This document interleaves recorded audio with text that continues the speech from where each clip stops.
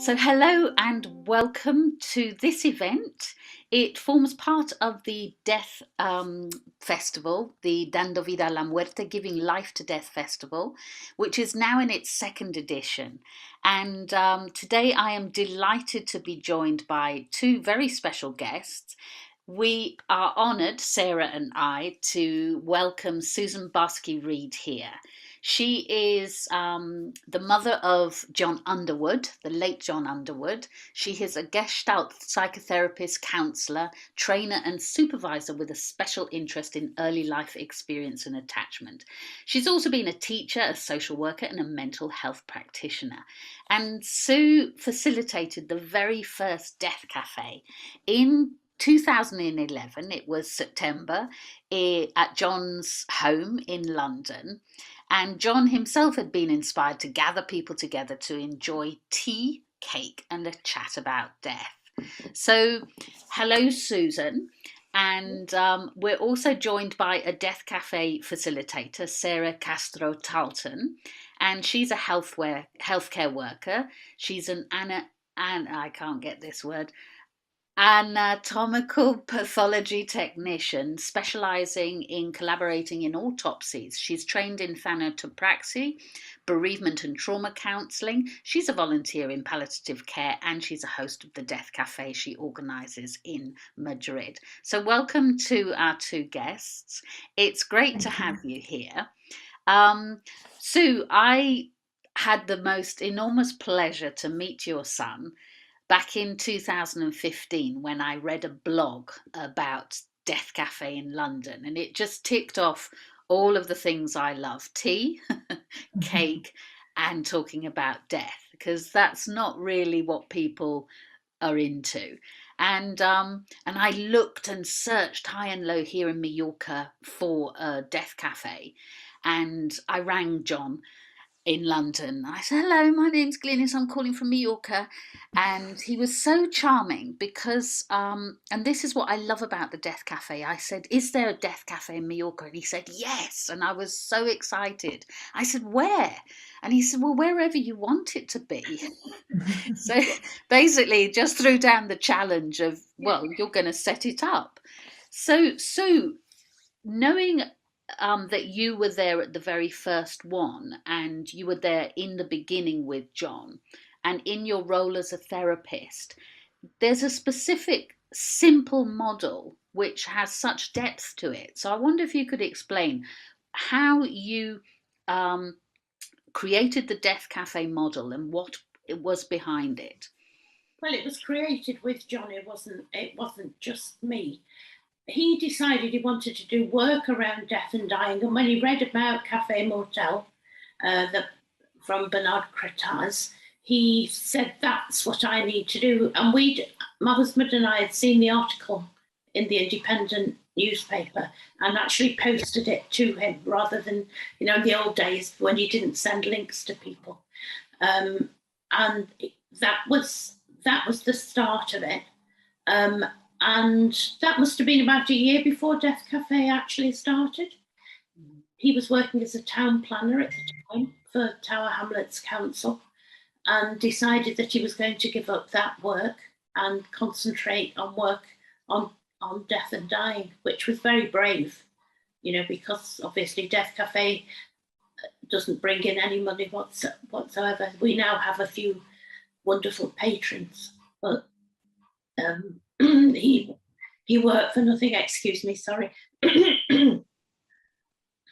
So we talked, and he decided he was going to just invite people, mostly people he knew, for the first Death Cafe, to come to his home, and he was going to be the waiter, and make sandwiches, and I made cakes, and about, I think, 7 or 8 people came to his house, and he talked to one of his friends, and they had a very big, careful structure. It was all written down, how long you're going to spend on which topic, and there were various topics and tasks for people to do to facilitate. But it became clear to us both very quickly, although he says it was me, it was us. We decided all you need to do is ask people their name, and why they're there, and the conversation flows. It is. I've always thought it's quite magical the way it just works, doesn't it? Definitely. Yeah.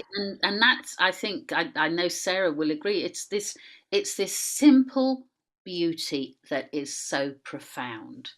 Yeah. And Sarah, what questions have you got for Sue? Oh, I want to say first, I feel very grateful for being here with you. It's an honor to be able to share this space with two women who do so much to raise awareness about death and life.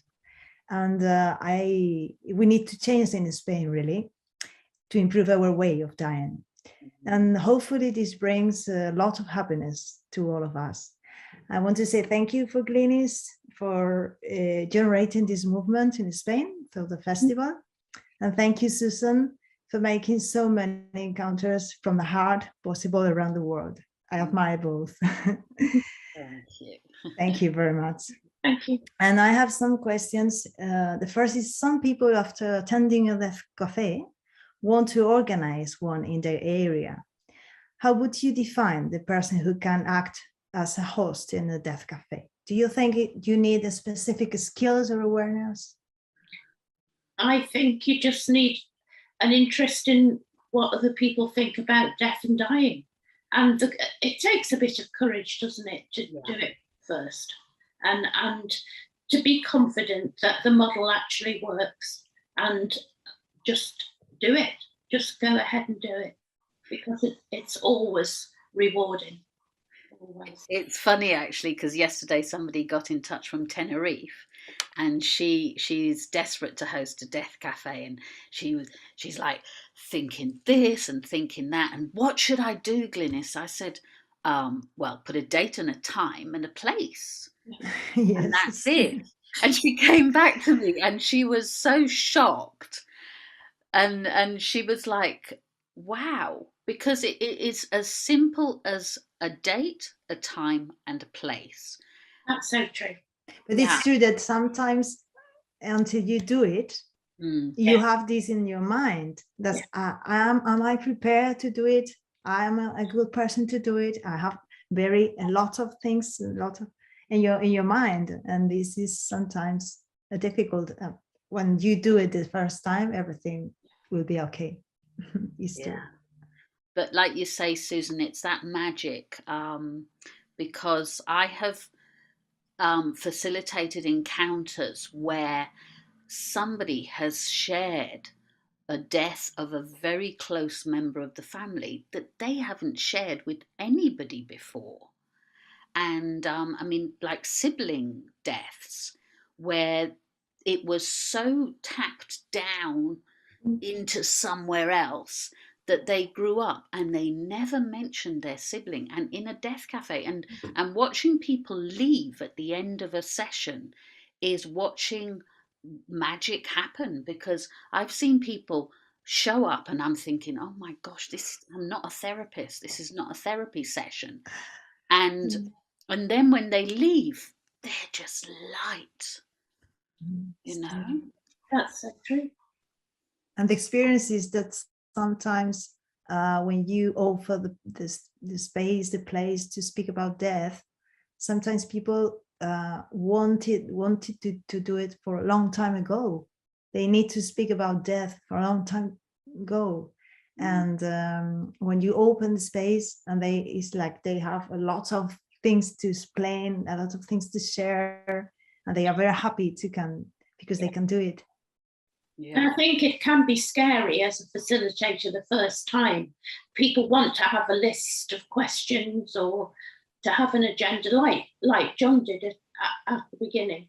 And quite often when people are, because I go through the posts before they're moderated and put on the Death Café website, there's all sorts of things, of plans people have got that I have to gently discourage them from doing, because the people agree to follow the model, that if they want to have it posted on the Death Café website, I have to sometimes suggest people don't do.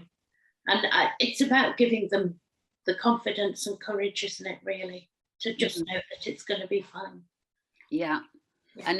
And that's another thing that surprises people is the amount of laughter we Yeah. share in a death cafe. Yeah.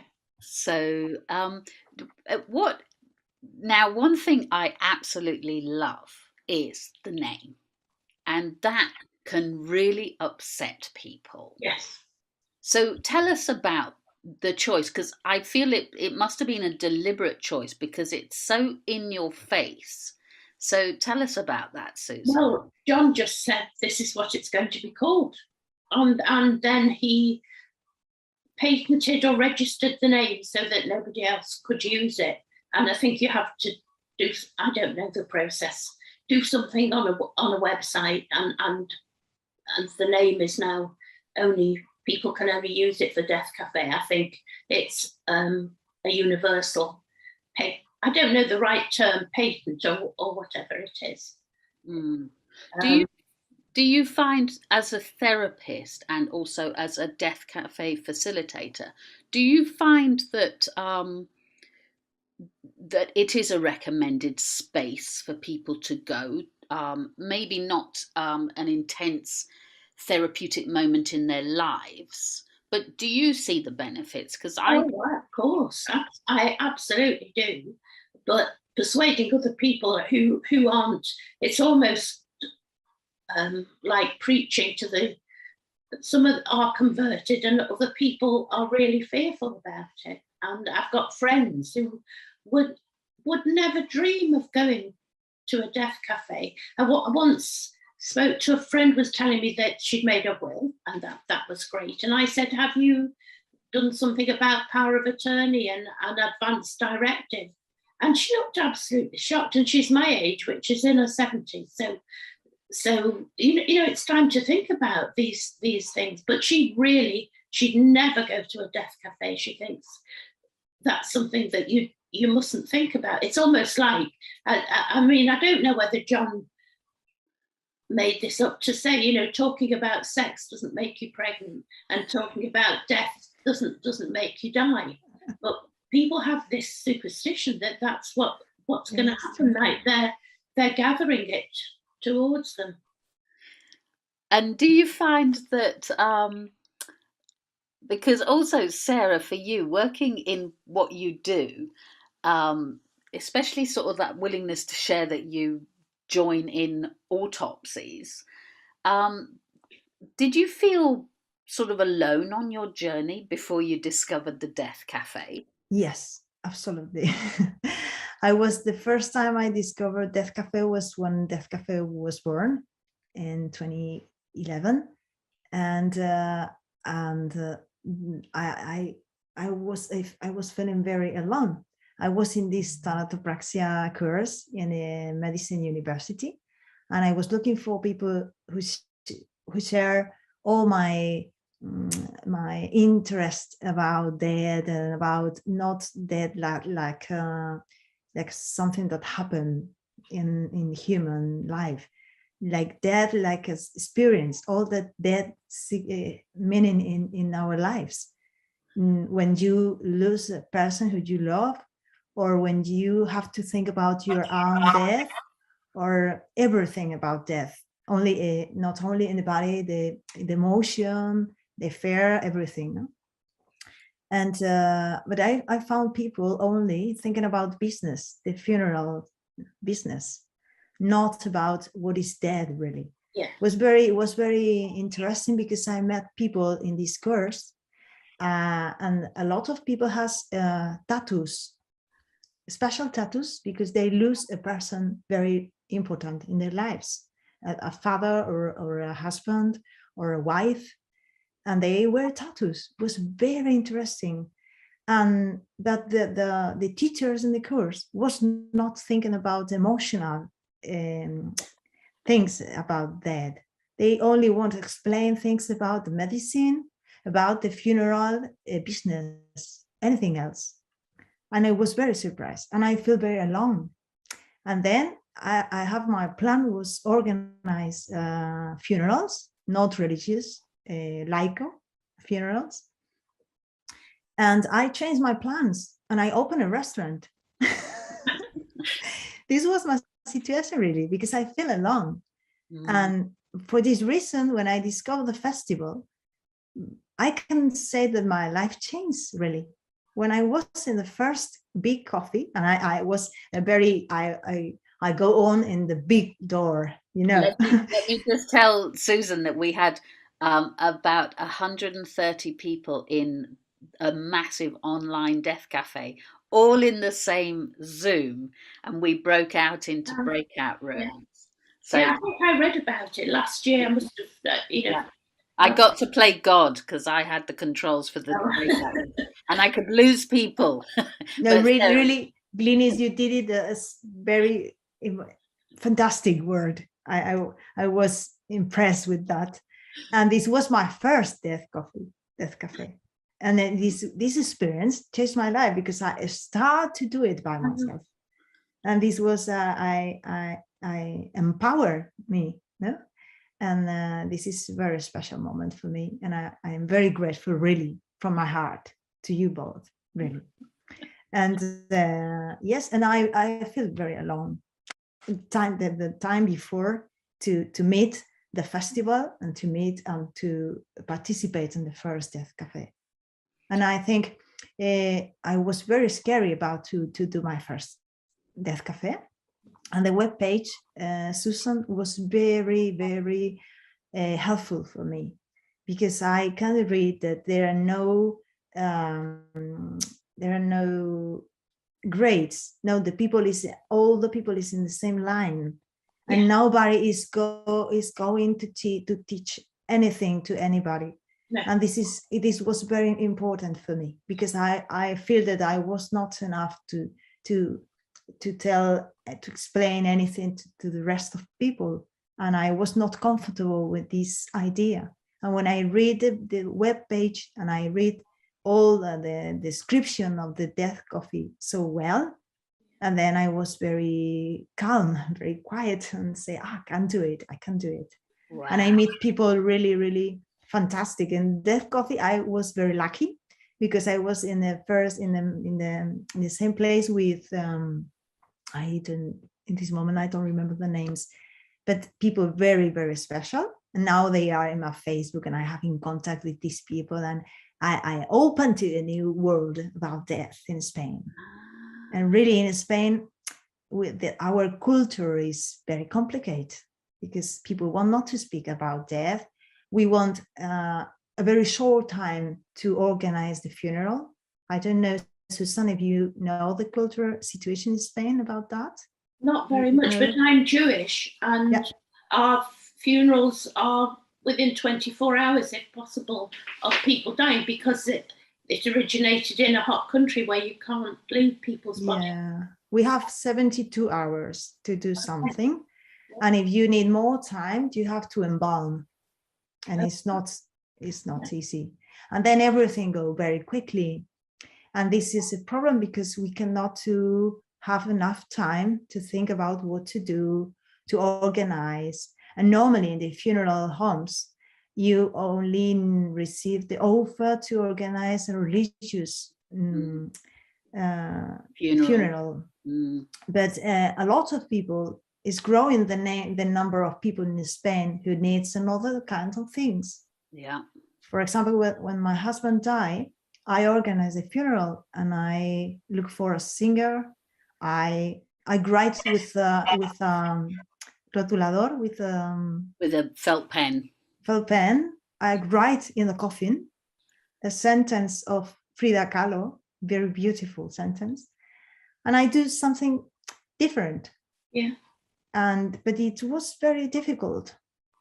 I can do it, but I think, a lot of people want to do that, but it's not easy, because the funeral homes in Spain are very classical and very traditional. Yes, and Glynis is doing a very good job in Mallorca, but we need more spaces like that. We need the death coffees are opening, and spaces that we really need.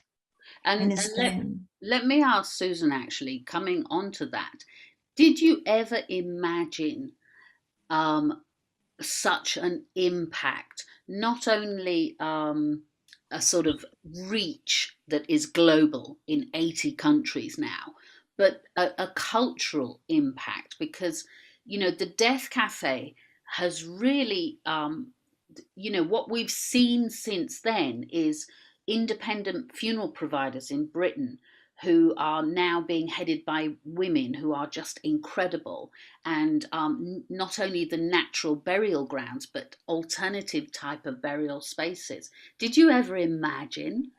I had no idea. Maybe Jon had more vision than I did. I didn't imagine that it would grow, or that not just Death Café, but the whole natural death movement would be changed. It is wonderful testament to him, isn't it? Really? And that's another conversation that comes up in Death Café's legacy. And sadly, in 2017, Jon decided to leave this life. And how do you think that in the 6 years that he'd been running the Death Café and your participation, how did that um, mm, help the family when with his death? How did you feel that with this Death Cafe movement so obvious in your life, that it gave something? I mean, it, obviously, as a mother, to have your child die is a whole area of people crossing the road rather than talk to you. Yeah. Looking back on it, it probably did help a little bit, but that we were used to talking about death and dying. Although Donna, Jon's wife, although very supportive, isn't interested in actually participating in Death Cafe, except to do Twitter and a bit of that. But it maybe helped a little bit, but it was such a devastating shock for us all that we had no idea that he was that ill. I knew he wasn't feeling very well, but had no idea that we had no idea that he was going to die. No idea, which he didn't either. Yeah. Just, took his children to a swimming lesson and collapsed. Luckily, not near where they were, so they didn't actually see him collapse. But he did. And I mean, his legacy. I mean, it's almost there's a sort of irony. Yes, all of it. Yes, Because it is so ironic, but at the same time, from my mum always says, "What did you learn?" Which sometimes you just want to punch her, but it's true. What do we learn? And I am trying to learn that whatever I do in this life, I want it to have a huge positive impact. And that's the thing that I would take out if I was in a similar situation. Can I look at the impact my loved one has had and find comfort? Because you, as a therapist, know that that journey of grieving is unique, and it is. And as a society, we have just no, I don't want to feel. I'm not going to feel. And when we have people in the Death Cafe, in my experience, it's amazing what they give themselves permission to feel. Yeah. So, Sarah, have you got anything you want to add? Apart from friendship, which I think is another positive of the Death Cafe movement, is this incredible friendships that have grown out of the movement. Sarah? Yeah, I think in Death Cafe we discover a lot of people who wants to speak about death and need to speak about death, and especially the grief. I found a lot of people who is in this moment in this life, And I know that some people, after attending a Death Café, want to organize these coffees. And I observed that the Death Cafés are attended by people who are already in care or in the funeral sector, or who have lived an experience of loss, like me. And as exception, there are simply curious people. And I want to ask about how do you view the relationship between the Death Café and the death as a taboo? Like the people is broken this taboo. Thanks to the Death Café. Susan, do you think that we're reaching everybody? Because you said your own friends won't go to a death cafe. No, some of them. I think we're reaching people, mostly people who are already open to the idea. And perhaps I don't think I wouldn't persuade anybody to go. I think you need to want to go. At the first Death Café, I can remember one of Jon's friends brought a woman that he knew who was afraid of death, and he said this would be a useful idea for you to come. And in fact, she did get a lot out of it. And people who are afraid of death may get a lot of comfort from going to a death cafe, but how you would reach them, I don't know.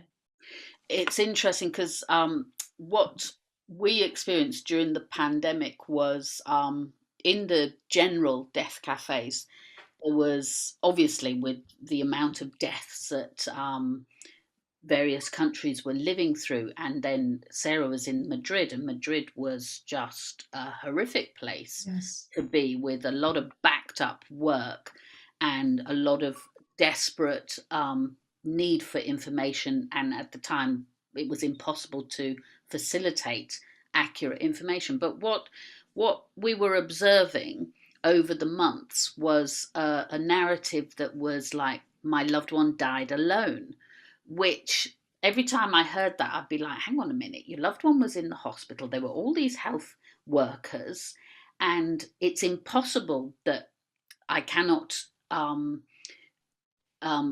what's the word, defend that, because if the health workers are hearing that and they're like, but we were there.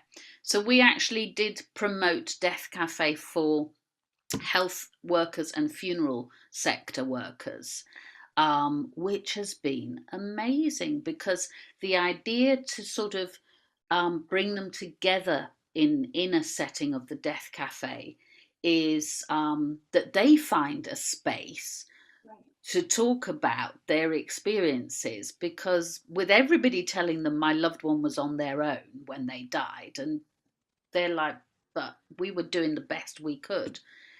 And it's about reaching those people. It's like the young people, like Sarah saying that when she discovered the Death Café, she felt so alone in her thinking. The same with young people. And we've started a youth Death Café because they feel so strange and odd amongst their peers, because they're curious and they want to talk about it, and but nobody does. So what about Death Café for politicians and lawmakers? Yeah, that would be wonderful. I was just thinking while you were talking, there's an organisation in the UK called Frontline 19, which is therapists volunteering to help NHS and health workers since the pandemic. And I've done some of that work with healthcare professionals and their experiences of not being able to care for the dying in the way that they would have wanted to. It's quite awful to listen to, really. They've had such awful experiences. And then do you have these experiences, and that the politician listen about Death Café and help to do something from the council, for example? I doubt it very much. I could be very cynical about politicians because I don't know how caring they might be. I don't know any personally. I only get impressions from the media. Seems to me that they're not in touch with people's personal lives. It's just about policies. That probably isn't.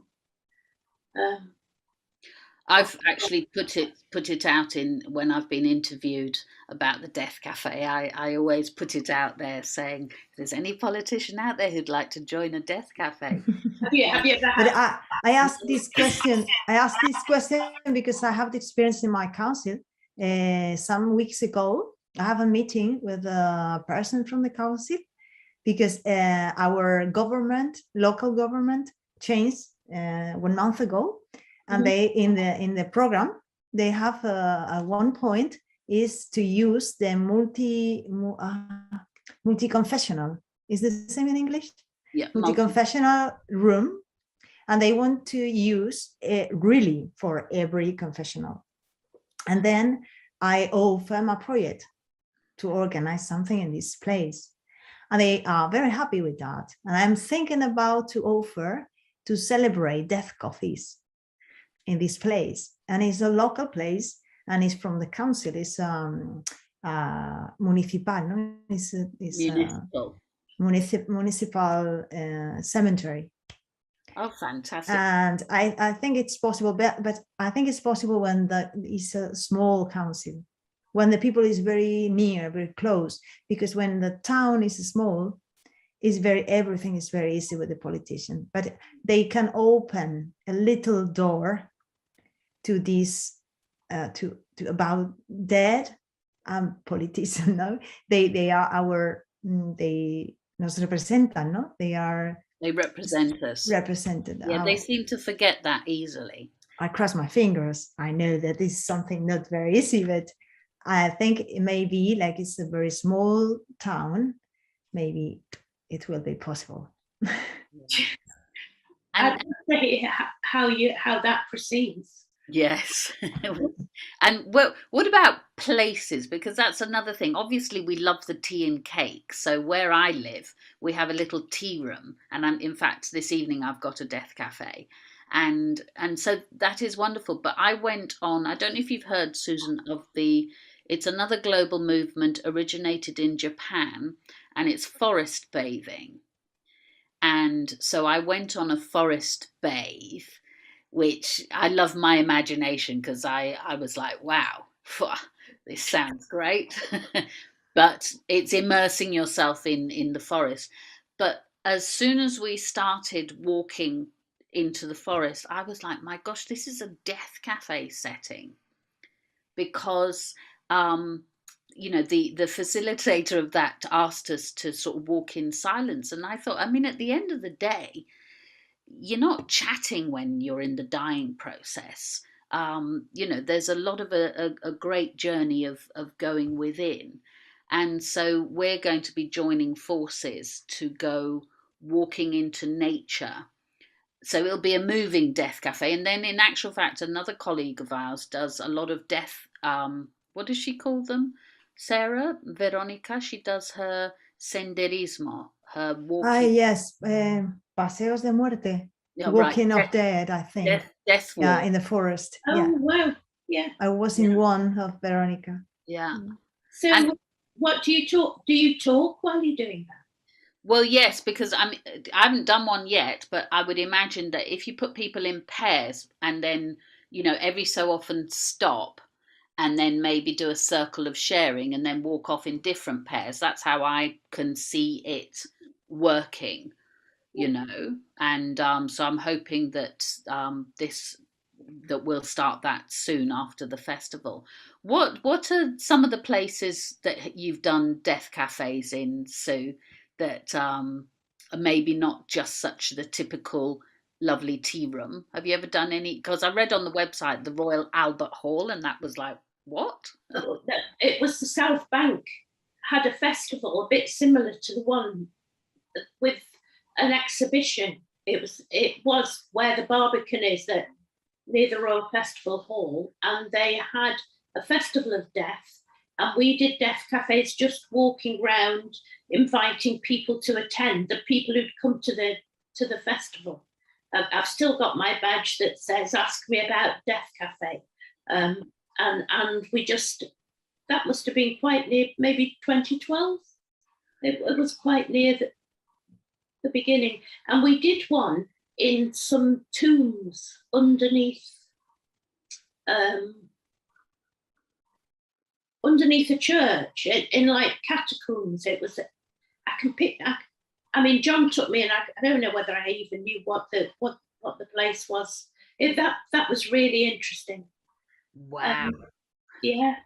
I'm trying to think where else I've done them. Mostly in homes, or we did one for Jewish Book Week. We were invited to go to Jewish Book Week and do a death cafe there. That was in near where the Guardian newspapers offices are. And how did that go? That was good.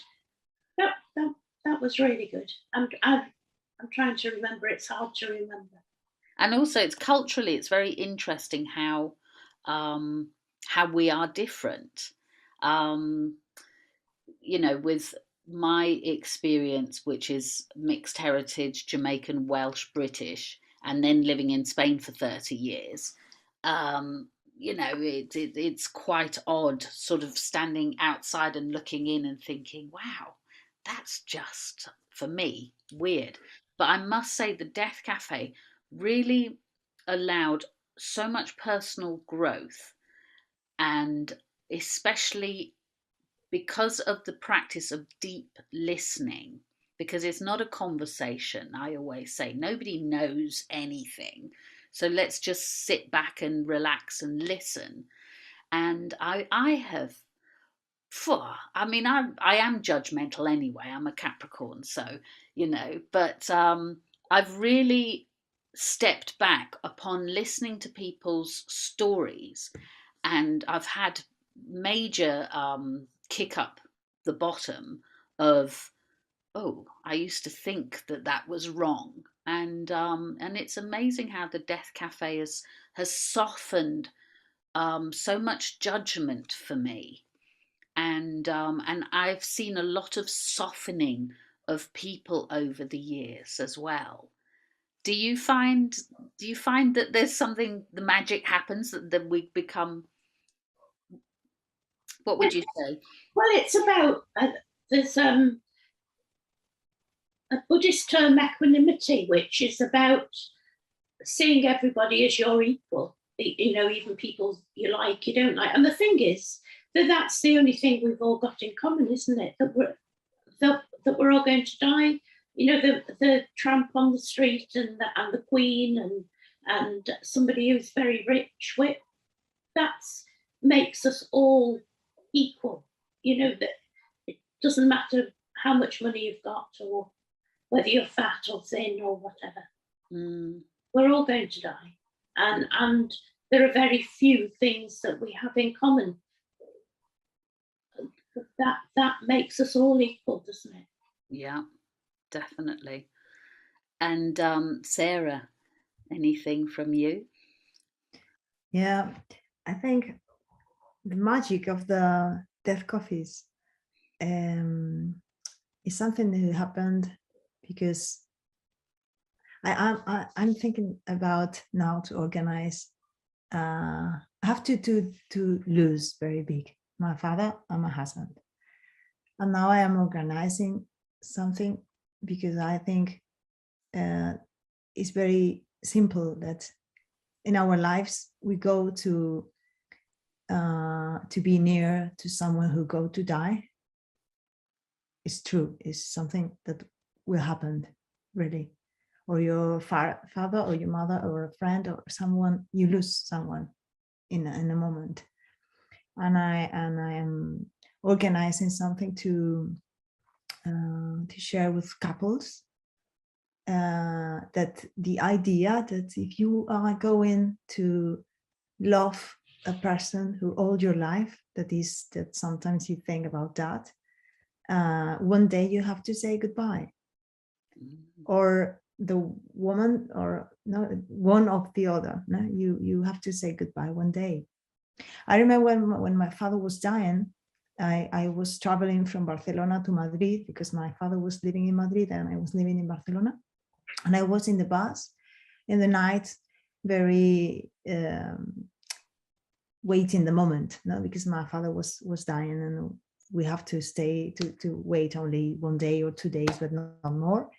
And I write a mail to my husband saying, now I understand that one day, or I want to stay with you when you die, or you will be with me when I die. And I have to think about that. Where do you want to put your ashes? What do you want I do to say goodbye to you? And I have this moment to reflection, to think about that. And I think the Death Café is a good place to open this point of view for the people, because is a reality. You can look to another place if you want, but if you want to live your life, to enjoy your life really 100%, you have to look at death in front. You have to say, accept, I go to die. The people who I love go to die one day, and maybe they look at me when I die or in the other position, but this will happen. And it's better if I think about that. And it was very strange because 1 year later, my husband died. And I was very happy because I asked these kind of things and I have the answers. And in my case, in my experience, including the situation, the health situation in the hospital, was that I have a moment when the doctor asked me what your husband want to do, and it was good for me that you'd had the conversation. This conversation, and I want is for me now. I want to share with the others what important is to have these conversations. Because we go to die. And it's and life is so important because has a day who will be the end. You know? And it's the same as I say to my sons sometimes, only the people, the animals, the things who are alive can die. Is the condition. You have to be alive and then you can die. And I think it's good to have this idea in your mind and in your heart and in your soul, do you know, and reflects to think about what do you think about death, if you are afraid or not, or what you. And it's fantastic. The Death Coffee is the Death Café when you can speak about these kind of things, and the people is not trying to go out, you know, because I need to speak about that. I am feel better if I can speak about that. I want to ask about children, Susan, because have you had children attend Death Café? No, I haven't. But no. I think, you know, there's no reason why they shouldn't if they want to. And their parents are okay with it. Would you do it with children and parents together?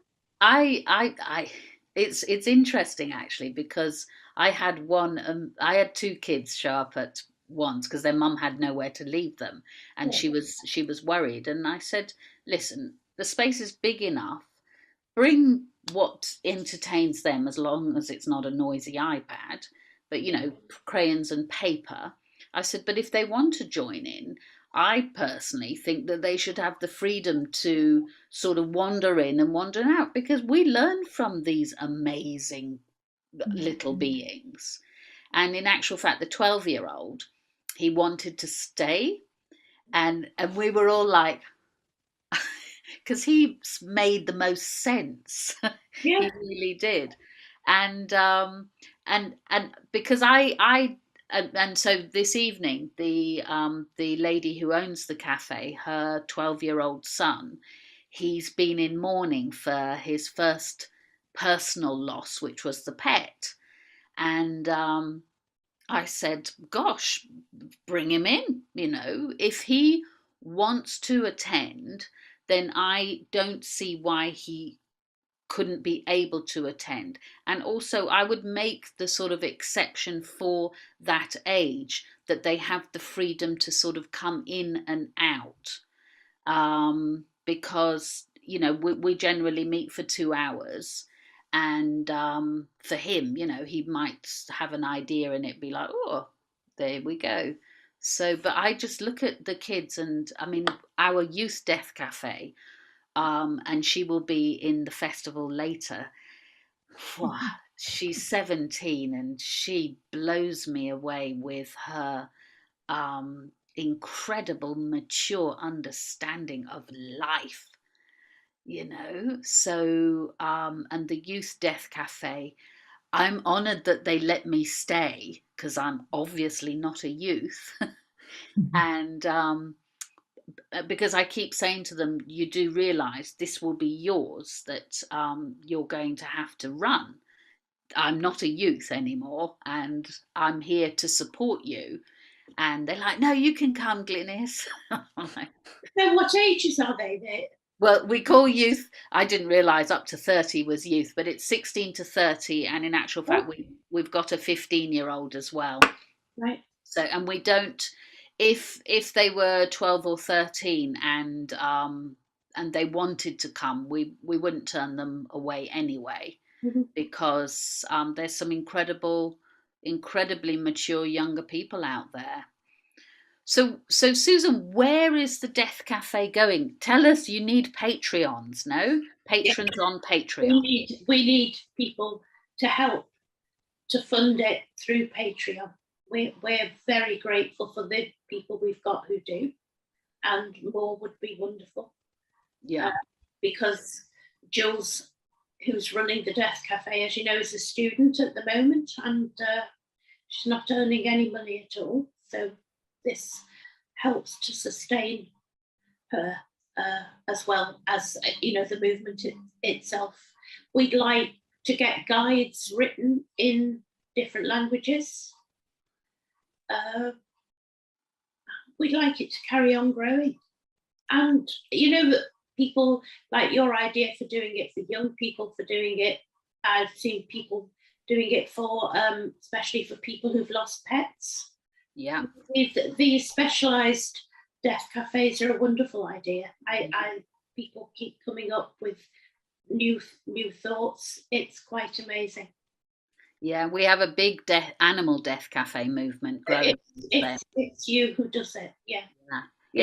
It's not me. It's one of our colleagues, Maria, and she has been inviting the kids with the parents, but she's focusing on the kids. And she comes away and she's like, "Wow," because the kids just, when we don't push it down and say, no, you can't talk about it, they come up with some incredible questions and observations. So to all our listeners, we have to support the Death Cafe. And I love that Patreon has been doing amazing things, because I don't know a lot about Patreon, but I see that it's one way that that movements such as the Death Cafe can keep going and growing. So anybody listening, please check out deathcafe.com. And if you want to know how to host your own Death Cafe, Susan, what would you say to them, apart from reading the website that Sarah said was so useful? It's easier than you might imagine, and much more joyous than you might imagine. So have a go, and we're always happy to help you if you want to talk about it or email or whatever. Always happy to help you. Thank you very much. Carry on growing. Yeah. And I must say, the day, and it and this is the beauty of the world today. I read a blog written by a Swedish woman living in London who went to a death cafe, came, and she was the she was the type of not being a type that was like, well, death cafe, why not? And that, as soon as I read her blog, I was hooked. And I remember we have the most beautiful town in Mallorca called Dea, which attracts artists from all over the world. And the first death cafe I did up in Dea, it was amazing because they have their own time zone. It seems up in Dea, they're a bunch of hippies. You can arrive in Dea, and you would have said 6 o'clock, and they'll just wander in when 6 o'clock appears to them to be 6 o'clock. But that particular first meeting, which was back in 2016, Arthur Rhodes, who's the most amazing, talented surrealist artist, he had been wandering through the streets and bumped into somebody he knew who said, "Oh, I'm off to a death cafe." And he was like, "Oh, I'll go." And dear Arthur, he came faithfully to the death cafes. He shared, his experience, because he came because he was curious, but also he was a bit sort of anti from personal experiences. And he was so faithful, and he actually departed this world this June. I was fortunate enough to accompany him in the last couple of months of his life because of the Death Cafe, because it really brought him so much peace to sit and practice the listening from his heart, with that connection of mind and heart, of hearing over the years people's experiences, from people who would come into the session with some deep grief and who would leave with some enlightenment, as you say, joyous. And I know that his passing was so peaceful, and it's thanks to his experience of the Death Cafe, and he taught us so much. So, Susan, thank you so much for joining us here at the festival Dando Vida a la Muerte, which translated is Giving Life to Death Festival. And thank you to Sarah for joining us from Madrid and Thank you. hosting your own death cafes with Lucinier. To pronounce it again, Sarah? Luciérnagas, las luciérnagas. In English is firefly, the fireflies. The Fireflies. That's her project. Thank you. Yes. And Susan, any message apart from just get up and do it you've got for us at talking about death? I think that's it. It's been a great pleasure to talk to you both, and I'd like to know a bit more about your festival. Excellent. Well, we shall tell you more about our festival, and to our listeners, remember dandovidalamuerte.org. There's so many wonderful conferences. There's a documentary this evening called Mrs. Death, and that's about post-mortem photography. And the director will be joined by Death Cafe facilitators who will have seen the documentary, and hopefully will have some most amazing questions on the impact that it is having on them. So to Susan Barsky Reid from the Death Café, global movement in 80 countries across the world. So people, you have no excuse not to find a death cafe near you. There's also the technology which made it so easy to connect. And thank you, Susan, and thank you to Sarah Castro Talton. Thank you for being here. And to all of you, we say Thank you very much. thank you and goodbye.